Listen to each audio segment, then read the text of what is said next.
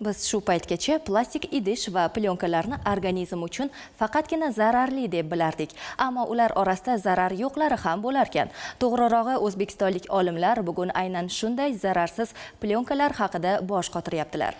Bugun sayyoramizda ko'pchilikni o'ylantirayotgan ekologik muammolarga yechim sifatida O'zbekiston Respublikasi Fanlar akademiyasi O'simlik moddalari kimyosi instituti olimlari tomonidan ekologik toza, to'liq bioparchalanadigan plyonkalar olishning yangi optimal retsepturasi ishlab chiqildi. Ularning ta'kidlashicha, ushbu plyonkalar tashqi ko'rinishi va mexanik xossalari jihatdan sintetik polietilen plyonkalarga o'xshash bo'lsa-da, tabiat uchun mutlaqo xavfsiz. Mavzuni Dinora Rahimova davom ettiradi. Qo'limda turgan ushbu bir martalik sun'iy polietilen paket yerga tushgandan so'ng chirishi uchun 400 yildan ortiq vaqt talab etadi va parchalangandan so'ng o'zidan zaharli moddalar ishlab chiqiladi. Ammo O'zbekistonda birinchi marotaba iste'molga yaroqli va tabiiy ravishda parchalanadigan plyonkalar yaratildi. Biz esa yaratilish jarayonini birgalikda kuzatamiz.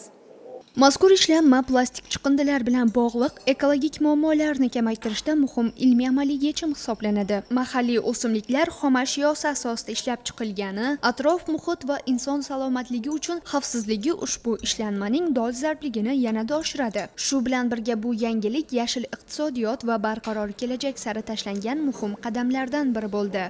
Guvohi bo'lganingizdek, bu yerda tabiiy parchalanuvchi plyonkalar yaratilmoqda. Biz esa bu borada mutaxassisdan batafsil ma'lumot olamiz. Bu plyonkalarni yaratilishda bundan 10 yil oldin polisaxaridlar asosida shu plyonkalar yaratish borasida ilmiy izlanishlar olib bordik.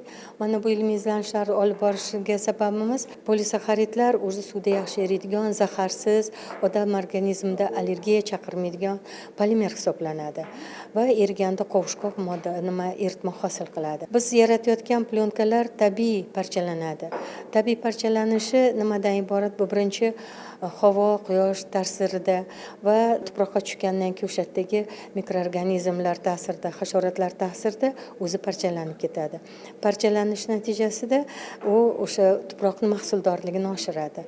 Bu o'simliklarning o'sishiga stimulyator sifatida o'zini ya'ni bio'g'it deyishimiz mumkin bo'ladi. Bu yangilik chet el davlatlarida ham qo'llanilganmi? Chet el davlatlarida ham qo'llanilgan, lekin ular kraxmal asosida, pektin, xitozan asosida hamda sellyulozani efirlari asosida, karaginan asosida ular mana shunaqa bioparchalanuvchi plyonkalar borasida ilmiy izlanishlar olib borishyapti. Agar bu narsani yosh bolalar iste'mol qilsa yoki odamlar, ularga ta'siri qanday bo'ladi? U oddiy o'sha iste'molga yaroqli bo'lgan mahsulotlar qatorida iste'mol qilsa bo'ladimi? Mana bu oziq-ovqat mahsulotlar sifatida, buni qoplovchi materiallar sifatida ishlatish mumkin degan edik.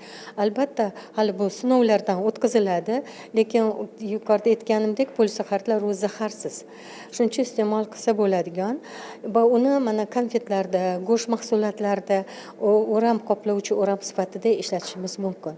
Ta'kidlanganidek, bu bioplyonkalar oziq-ovqat va farmatsevtika sanoatida qo'llash uchun istiqbolli bo'lib, plastik chiqindilar muammosini kamaytirishda muhim ahamiyatga ega. Faqat oziq-ovqat sanoatida qilmoqchi emasmiz. Xalq xo'jaligining boshqa sanoatlarida ham buni qo'llashimiz mumkin bo'ladi. Buni biz o'zimizni ish rejalarimizda qo'yganmiz, shu qatlarda ishlatish mumkinligini. Keyingi hozir ishlayotgan ishlarimiz farmatsevtika sanoatida. Ya'ni men aytgandek, gemostatik plyonkalar qilish, ya'ni mana yaralarni tezroq bitishiga yordam beradigan plyonkalar hamda qon to'xtatuvchi salfetkalar qilish borasida ilmiy izlanishlar hali olib bormoqdamiz. Endilikda bu kashfiyotlar O'zbekistonni yashil texnologiyalar sohasida yetakchi davlatlar qatoriga olib chiqishi mumkin. Dinora Rahimova, Sirojiddin Husanov, yoshlar.